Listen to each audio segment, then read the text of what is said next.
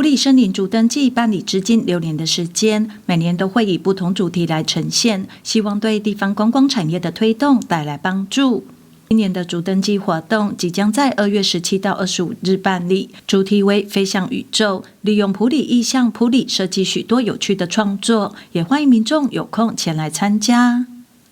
今年2024的埔里森林竹登记已经是第6年的一个展开哈。那每年都会有不同的主题跟特色来呈现。那今年的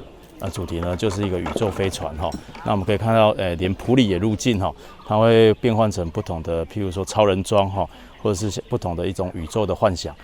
县元苏玉成感谢埔里镇公所办理竹登记活动，行销埔里观光产业的用心，也欢迎民众2月17至25日有时间都能够来到埔里游玩。2024埔里竹登记已经粉墨登场在我们埔里镇长的督促之下已经连办了6年，也受到很多网红的青睐我们欢迎大家全国各地的好朋友来这边观赏这个夜景来竹登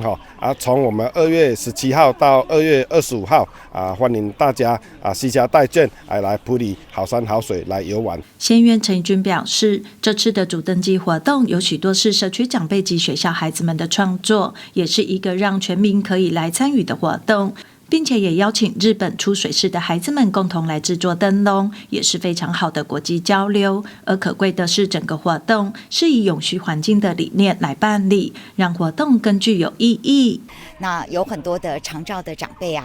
或者是一些社团，他们这次呢也都有参与。那更感动的呢是在这个出水市的一些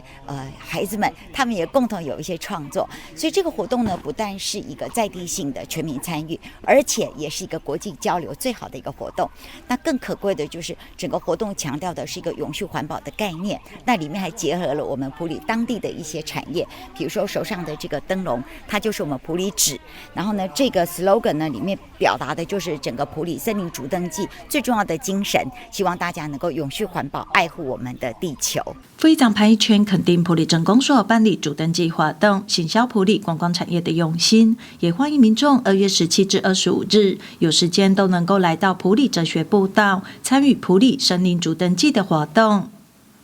记者陈唯一埔里镇采访报道。